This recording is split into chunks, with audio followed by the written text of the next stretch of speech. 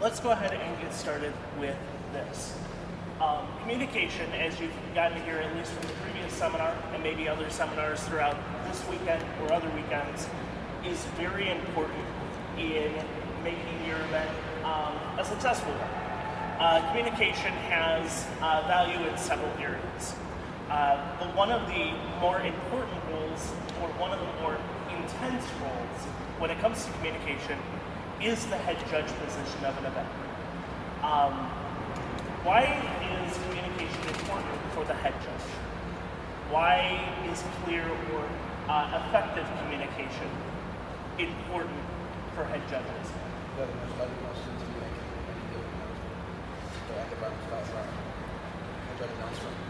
We could probably sum that in what tournament efficiency, event efficiency, when we need to deliver information that pertains to how the event is being managed. Clear, concise communication helps us run our tournaments more efficiently. Why else? The first person who has the most difficult communication with players, like appeals, explaining stuff, communication. So when something goes wrong, whether the players have done something that may make for a difficult situation, or whether something has happened at the event in some way, shape, or form, the head judge has to be involved and deal with those environments and those conditions. And so being clear about what you're saying and how you're saying it is important in making sure that we maintain respect with the players of the event, and that at the same time we can deliver whatever information it is, be it positive, or if we have to have a difficult conversation that may make someone upset, to be able to still be respectful and deliver that information effectively. Why else? Let me give you an example. Suppose I am head judging your Pro Tour qualifier, and there's 250 players in the room. And the head judge comes up, and they're about ready to get started, and they start something like this. Thank you for coming today. There's, I think there's 220 players today, so I think we're playing 8 rounds of Swiss, and then we're going to cut to the top 8. I'm your head judge. How do you feel about your head judge today? Is this someone you trust to appeal to? Is this someone you believe knows the rules of the game? Now, this person could be the best rules person we have in the program. And the bottom line is, they may just be nervous talking in front of 220 people. There are people that spend thousands of dollars and actually going to full degrees in college to master just this basic art of communicating with people. So if this is a skill that you aren't the most comfortable with, you and most people, and that's okay. What this seminar is going to partially attack is helping you develop some basic techniques and some confidence when it comes to speaking. Now, I'm not going to be able to cover the entire realm of communication. Like I said, many courses, many hours. But we're going to hit on some highlights of things that can help you improve your communication, or at least help you think about how you communicate differently. The first thing I want to talk about, though, before we get to how this fits in your tournament, is how our body exactly works when we produce sound. Our body ends up being one giant instrument. And so when it comes to communication, part of that is actually being able to project sound. And part of it is also what you're communicating literally by how you're standing. If I'm that nervous player and for a judge in front of 220 players, and you see someone kind of slumped over like this, they look like they're sick, they look like there's something wrong, and again, what is that communicating to the players? Are they confident in the person that is leading this event? And I do think of the head judge partially as like a captain on a ship. And we're going to lead this event together. And here's this person that provides direction. It's easy to provide direction when the seas are calm. It's harder to provide direction when something unexpected occurs. But when you communicate at the start of the event, that's the first chance you get to make either a positive impression and, boy, this person knows what they're really talking about, or a negative impression of, I don't think the head judge has a clue, this is going to be a tough day. And realize from a player's point of view, that mindset affects them from round one until whenever they're finished with this event. So it's really important for us to study that communication, to be deliberate about how we choose to speak or how we approach this, and the more prepared we are, the better. Taking a look at body position now, there are three typical body positions we see when it comes to training people to speak or training people to sing for that. Many times we see where a person is kind of hunched over. They may not be aware that their butt's sticking out, but they're so tense or nervous that they've actually tightened their shoulders and tightened at the hips, where they've actually tightened all of this here. The problem is, the best or the most effective way for our body to produce sound is for all of this to be relaxed. Whenever there is a tension, whether that's something bothering your throat, whether there is something going on in your lungs, or if you get really nervous and you tense up your shoulders and your arms, all of those tension points make it more difficult for you to do your job the best. And when you aren't doing your job the best, you get nervous. You start forgetting things you normally are good at or feel comfortable with, you may not feel as comfortable with when those things happen. Believe it or not, if you saw me probably 10 years ago, maybe 15 years ago, I could not have gotten up in front of 20 people, let alone 200 or 2,000, because I was deathly afraid of stage fright and performance anxiety. It is something that's common, even amongst people who do this on a regular basis. So realize that these things crop up, and they're things that we can be more aware of and work on. On the flip side, we'll sometimes see people where they're about ready to speak, they get that microphone, and they're going to prepare to speak, and we have this sort of pooch belly thing going on here. It's like, all right, there we go, we just ate a big meal, and now I'm going to go talk about this event. When that posture happens, the same type of thing occurs, where basically you've created tension here across the shoulders, and it actually tightens the throat a little bit and makes it more challenging to talk. The posture I like to use as far as a healthy posture, and different experts in the fields will tell you different things on this slightly. But generally agreed, I usually will have one foot slightly in front of the other. I'll keep my knees bent. Again, I want to be relaxed. Try to keep basically your torso over your ankles. We want to watch out so we're not sticking the butt out or leaning forward, not leaning back here like this, but just centered and relaxed on that foundation. When you speak, or when people speak and they're a little bit nervous, one of the things I start to see them do is cross their legs. They don't realize it because they're used to doing that when they're speaking to their friends. It's a nervous reaction. But if you're on stage in front of 200 people and they see you doing this while you're trying to talk to them, it looks weird. It looks like something's wrong. Do you need to use the restroom? Is something happening? So it's important that you practice this when you're looking to head judge an event, when you're judging on a consistent basis, to do things like look in a mirror. How many people practice their announcements before an event? Anyone tried actually going through those? Okay, fair enough.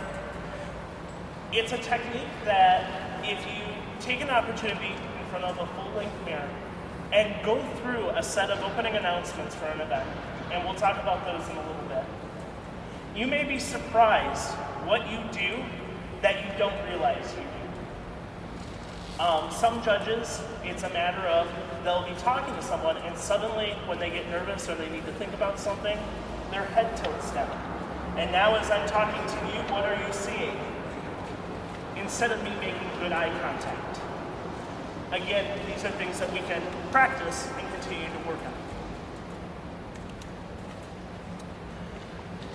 on. Another challenging part about giving announcements or communicating information to players, especially if there's no microphone in the room, is finding the most effective place in the room or the most effective place in the event to deliver information. A common thing I see happening at Grand Prix events, inside events, is you'll get an event with 100 players or 120 players. And the head judge will start their announcements. Hi players, welcome to today's event. We have 96 players. It's really important that you do this, and this. And where's their sound going the whole time? Well, sometimes it's over here, sometimes it's here, sometimes it's not even going to the event.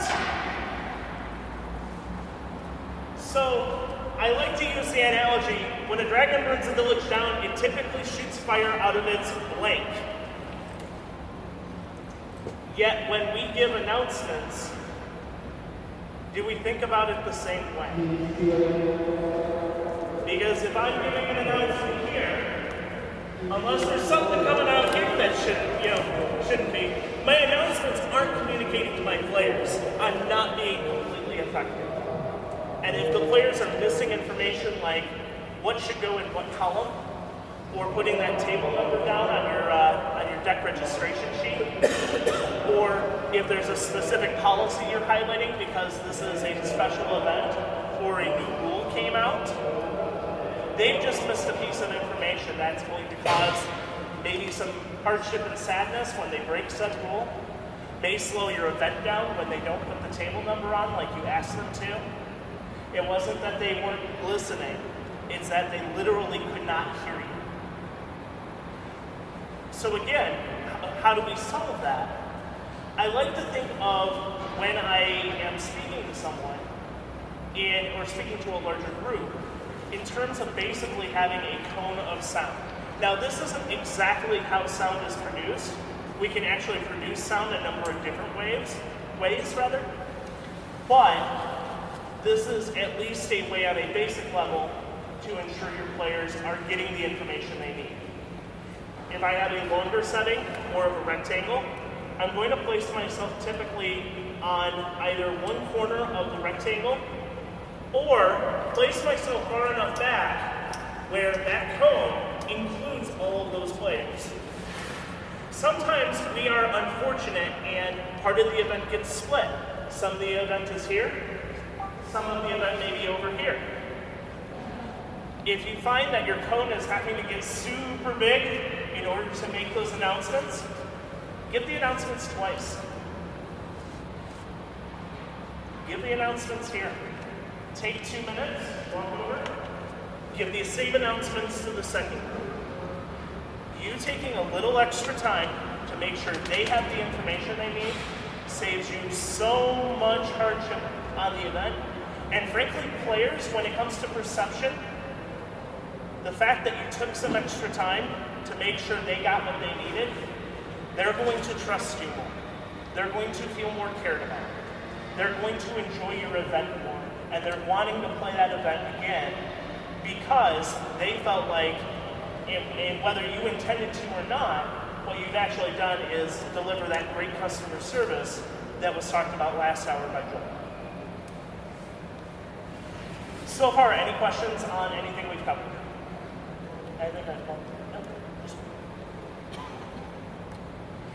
In terms of our voice, we can play with our voices a variety of different ways. It's important to know what our voice exactly can do. Sometimes what happens when we get a group of players or we get into a situation where our voices kind of hit unfamiliar territory, We try to do things that maybe we aren't trained or they aren't intended to do, and they have consequences as a result. For example, if I have that big event where I have players in 2 different sections, and instead of giving announcements to both sides, I try to stand back and use my big voice. Men and players, welcome to today's event! We have 200... What happened?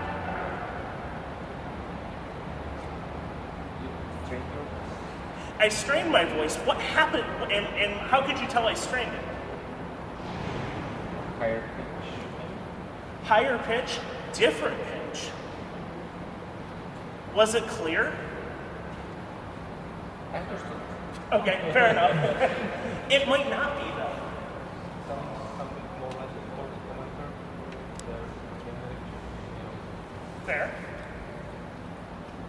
Did I sound relaxed? Did I sound like I was ready to have fun? Did I sound confident? Or do you, as you continue to stretch that voice, some other emotions can come out, where you might unintentionally sound angry or frustrated.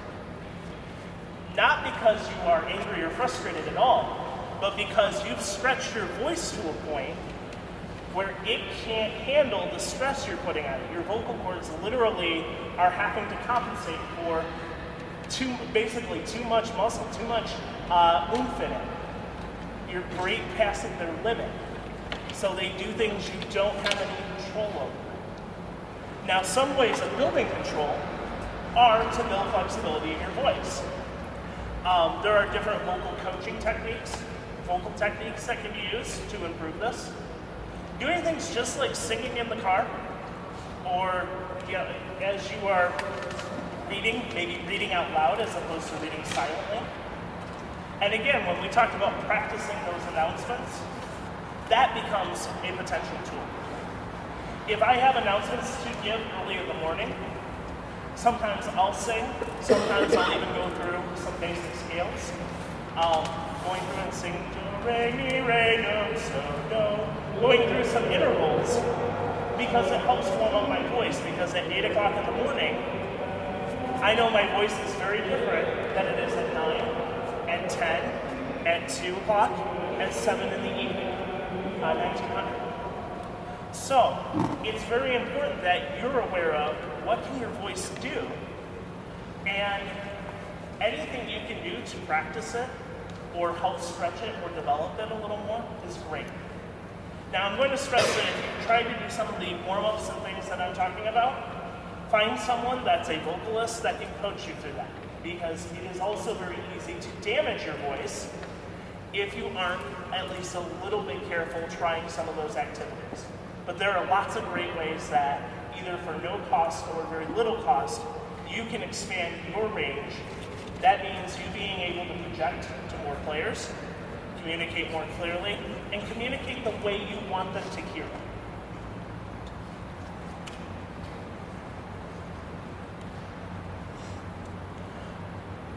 Going back to our first example, did our head judge for our Pro Tour qualifier sound prepared? That's the one he didn't say. That's the one thing he didn't tell me. That's fair.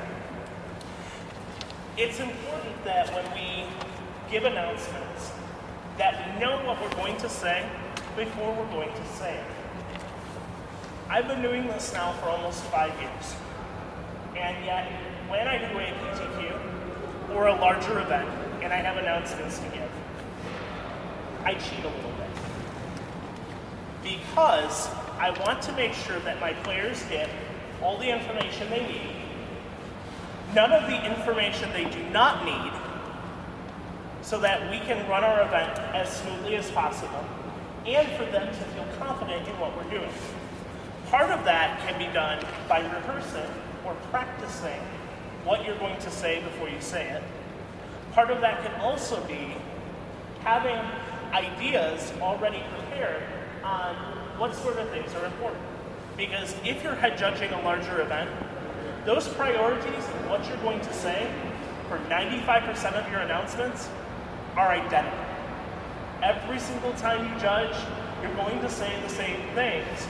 So why not practice it and put it in a format that you're comfortable with, that you can do consistently? Just like how we call a booster draft, we can do the same thing with things like opening announcements, how you start or end the round of an event.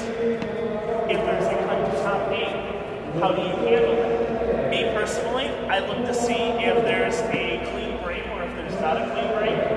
If there's a clean break, I usually have my teams just post the standings. If you have so many points, you're in top 8. If there's not, I start from position 1 and I announce each one individually because I'm me. But these are things that I've thought about and taken some time to say, this is how I want my event to run as the head judge. This is how I want to communicate to players, and being deliberate about doing that. Sometimes you see something really cool that another head judge does that you really like, and you borrow that idea, and it becomes part of what you do. One of those ideas for me is, at the start of an event, I like the players at the player meeting to stand up and shake hands. Now, I've seen this a couple of times from other head judges, and I really like it because the players seem to be more friendly at events that do that. Now, that's only from my personal experience. You may have seen something different. But typically, players are more friendly not only with other players, but they're more friendly to my judges over the day. And taking care of the other judges on my staff is really important. So if we build that in right away as something important to the event and take a minute to do it, we may see better interactions as the day goes on.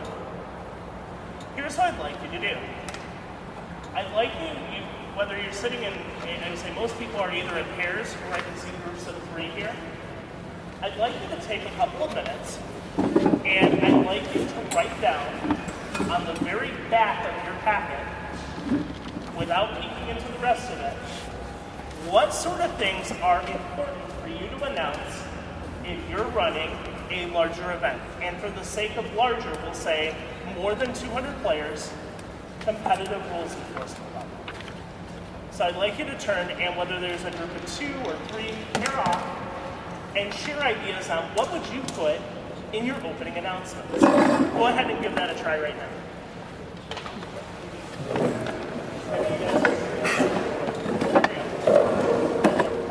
Sí, bueno, básicamente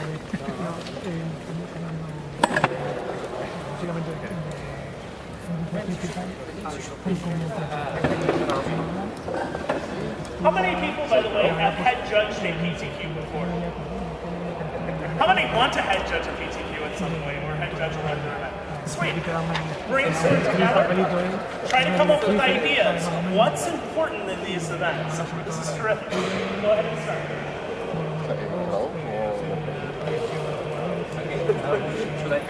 como un cono como fue principal el nivel 1 de queda de llegar aquí. Entonces, ¿hacemos grupo con esta gente o nosotros dos solos aquí? Hemos tenido una charla parecida que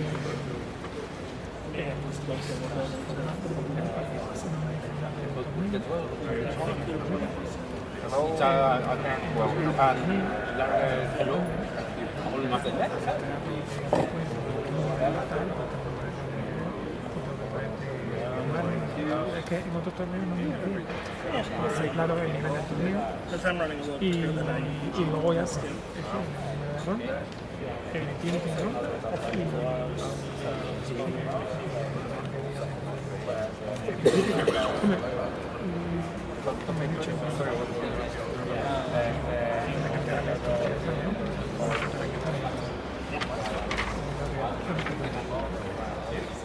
Now the GP no sé si creo que tengo the update, we start the game inside and play first or era por la gente. in order No, of era por la gente. here in Spain there is a problem because in many competitive people want to update that. And maybe mention something. Then Y Because it just comes up at every. Oh, Jugadores, número de ronda, quinto.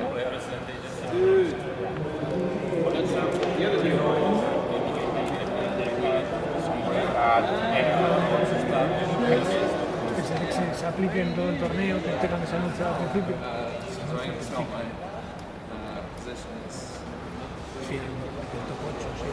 Ah, corte, caso.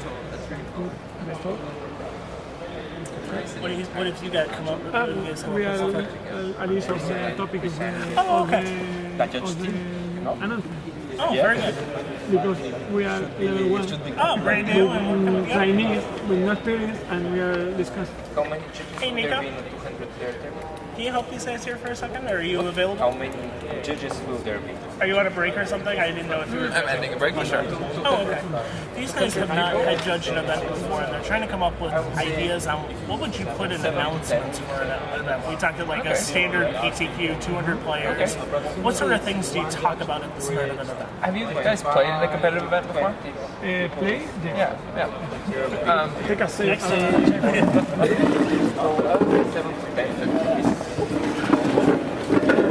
So, as a player,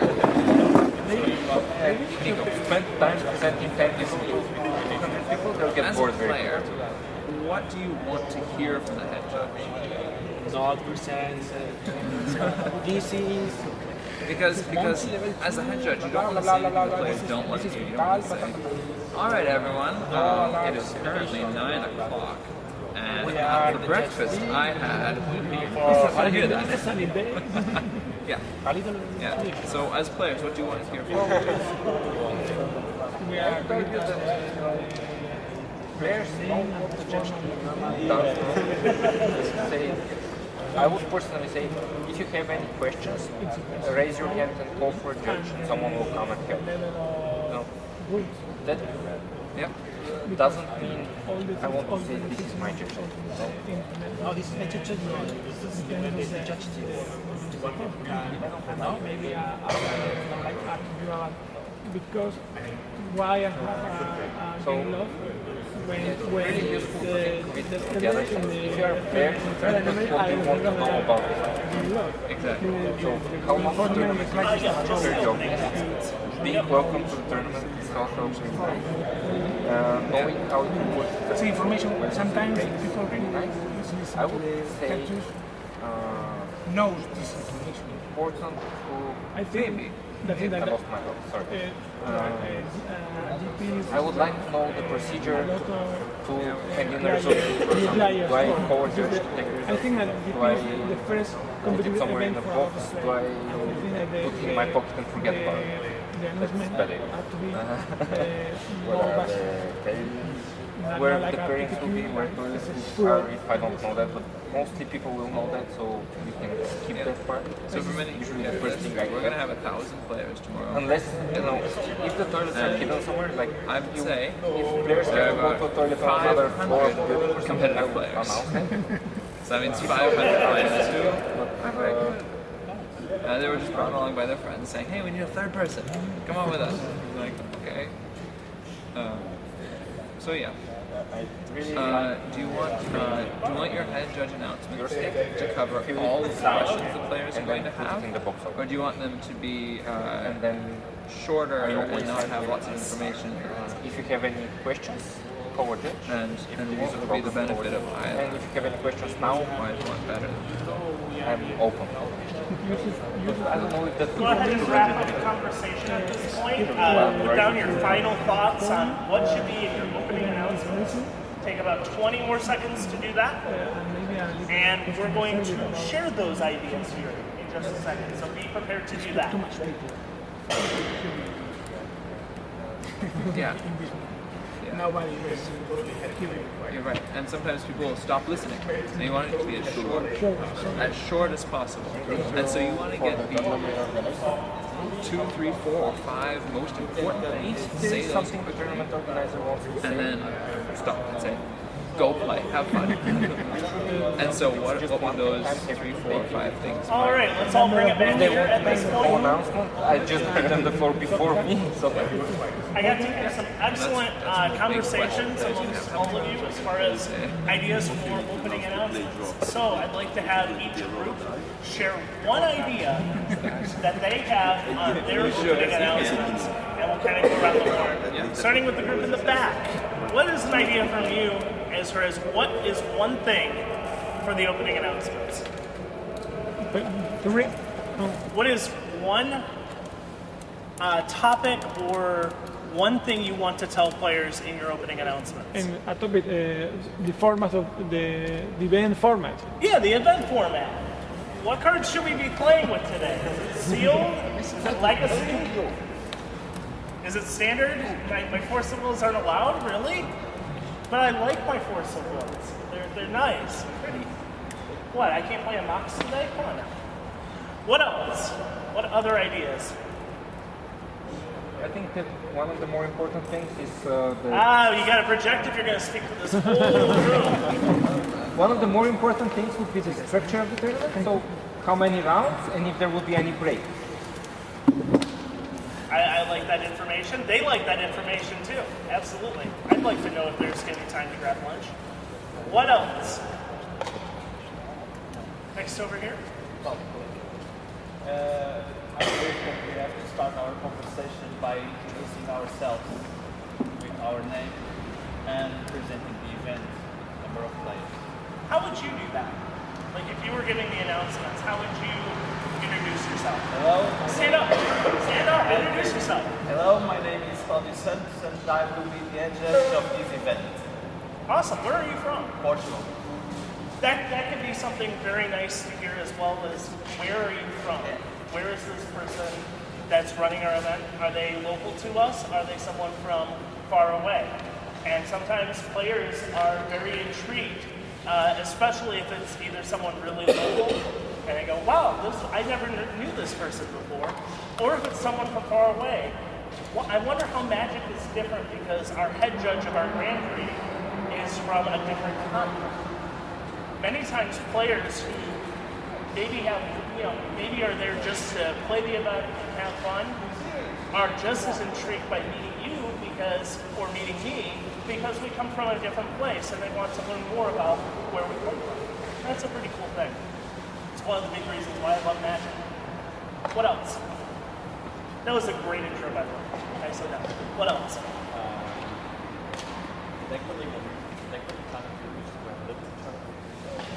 Yeah, having the time parameters of how much time do they get to spend registering the pool?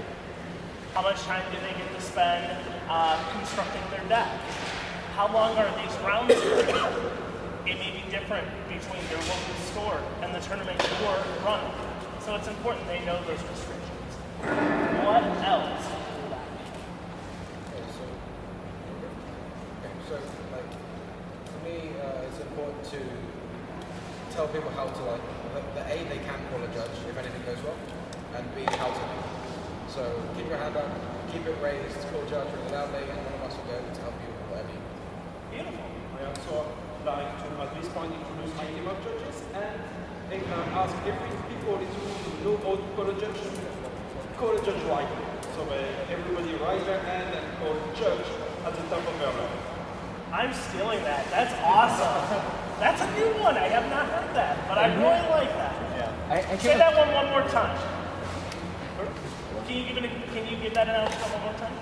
So at this point, when I explain it's competitive, you have to do magic rules, magic tournament rules. However, there is a problem, a question. Call one of my judges. We have an awesome team of 20 judges of all Europe here, all over the world. And to call one of them, I want everybody here who know how to call a judge wider. And when people wide their hand and show judge at the top of their hands, and the judge goes up. I like that. You have just changed my opening announcements. Thank you very much. I like that one. I know that. What else? Because everything I do in my opening announcements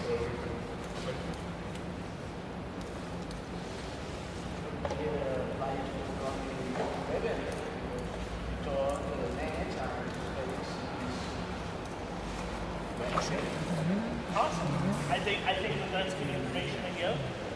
Every group here has brought something unique or a different take on how to do this, and I think you've all got a good picture of what you want to do. The challenge is putting all of these ideas together and making it feel comfortable to you and comfortable to the players that are in your event. On the third page in your packet, you're going to notice an interesting list. This list is a list. One for my friend. Oh, One for me. oh yeah, of course. Anyone else need one? Absolutely. And these are yours to keep. On page 3. I must have been sleeping. There you go. Check page 3 and make sure it's right. There we go. The first word at the top of my list should be welcome, and then it keeps going down. I keep the same list on my phone as a note. These are my head judge notes. When I give opening announcements and when I give announcements in a tournament, you now have my template.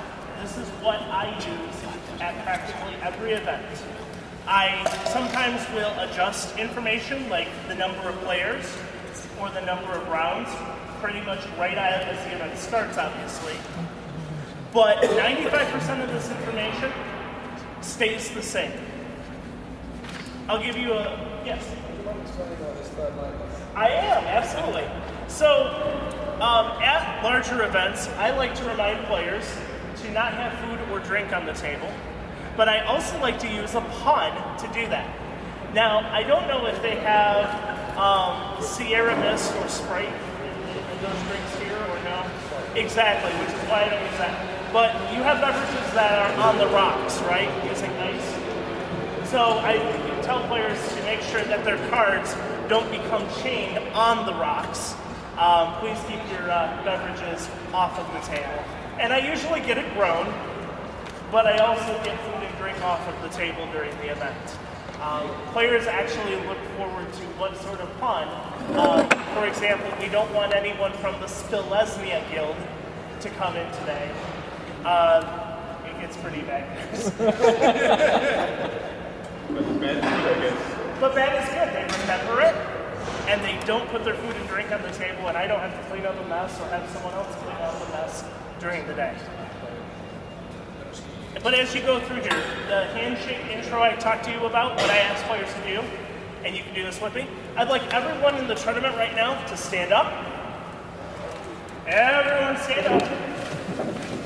And I would like you to shake the hands of the neighbors around you, say hello and good afternoon. Hello, that's it.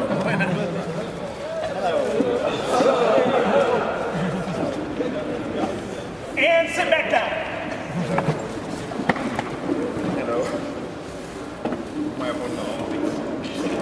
Having players just do something a little bit different or a little bit unexpected can help them be more alert and pay better attention during something that they're used to sleeping through.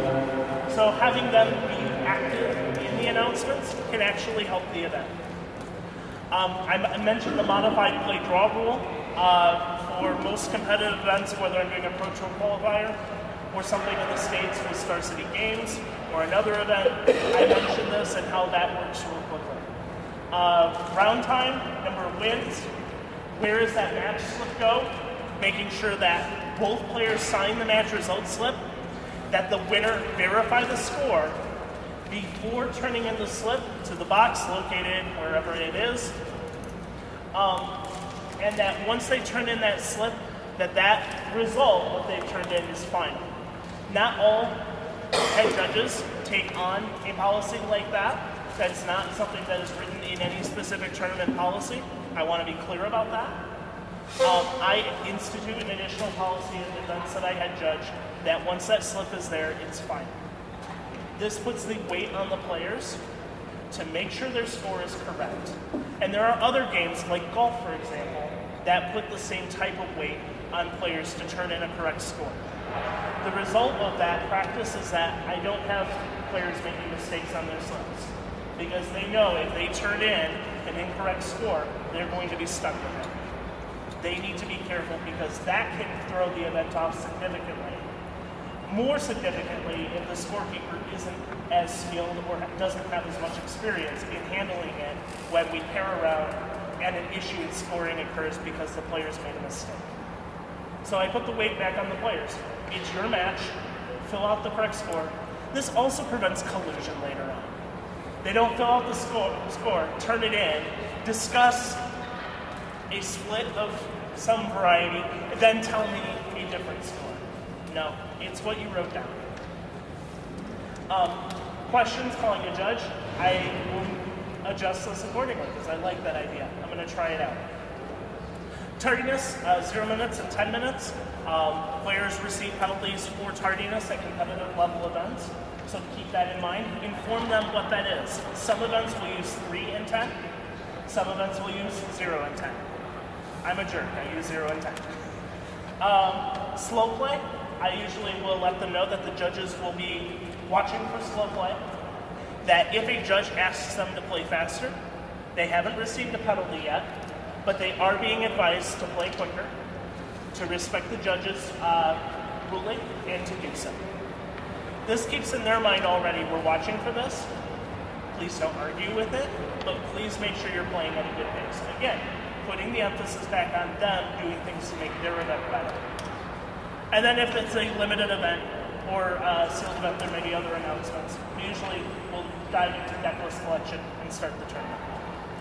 When I have announcements at the start of the round, I'll usually start with PTQ competitors, welcome to round 6.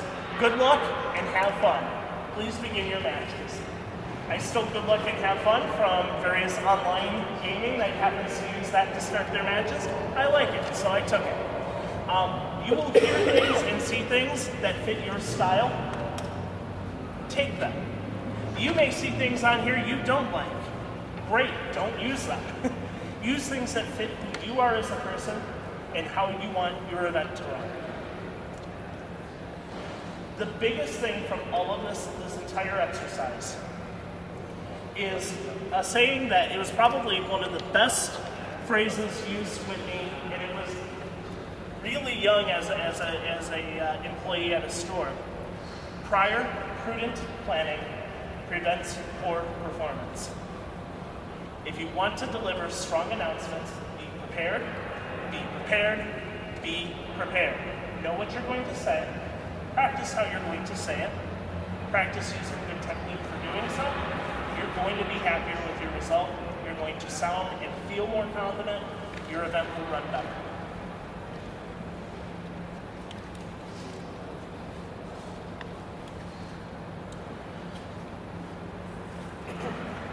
Apart from all of those things, it can be very beneficial in any field, in any discipline, in anything you do, to watch people who are really good at it, practice what they do, observe what they do, and improve based on it. For me, when I'm delivering announcements at an event, there is a game show host for an American game show back in the late 70s. I like his style. I like how positive he is. I liked how he spoke, so I copied it. It isn't completely him, but it's pretty close. It felt right to me, and so I practiced and listened to how he would run the game show, how he would move from one part of the game to the next, how he interacted with the contestants. It's very similar, in my mind, to how we interact as a head judge presenting this tournament. There are lots of people in lots of industries that are great communicators. A big piece of advice I have, and this comes from my music background as well, if you want to be a great trumpet player, you need to know what a great trumpet player sounds like. If you want to be great at any particular discipline, you should have an idea. What does someone that's truly awesome at this, how do they do it? What do they do? If you want to become a stronger speaker, listen to people who are strong speakers. Observe, improve them. take a little time to listen to speeches. What do they do differently? What do they do the same as what you do? One of the things I have to keep working on, and you can probably hear this even from when I talk, is I have to think about slowing down. I get excited when I'm working with judges. I get excited when I run an event. When I get really excited, I start to move really fast, I start to talk really fast, and on a microphone in a big boomy room, that's not going to work. That's not going to be clear in delivering information. So I have to consciously think about being deliberate, pausing, slowing down communication. One of the best people that I have heard in recent history do that was former President, US President Bill Clinton. Very good at putting pauses in and speaking very clearly when he talks. Even today, an excellent orator. But there are other people in history, whether it's in politics, whether it's in science, whatever field interests you, there are great people that speak and communicate about it. I encourage you to seek those presentations out, to mimic what they do. Try it for yourself. See if it works for you. Some final thoughts on all of this. Clear communication is an important part of what we do, not only in terms of, not only in terms of the communications we have interpersonally, but when we have to communicate with a larger group, to be able to run our event effectively, to be able to give the confidence that players are looking for, that their event is going to be run well, to deliver information quickly and clearly, and help everyone have a terrific experience. Practicing this and putting some time, not all the time, not tons of time, but putting a little bit of time in consistently in honing your techniques in how you communicate can help your events run better, you have a better head judge experience, and help your players have a better play experience overall. With that, do you guys have any questions about anything we talked about head judging, about anything related to this?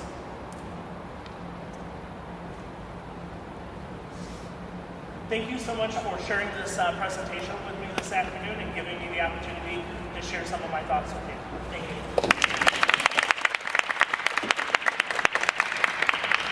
Thank you, Stephen. Thank you very much for sharing your knowledge with us. Please pass them around.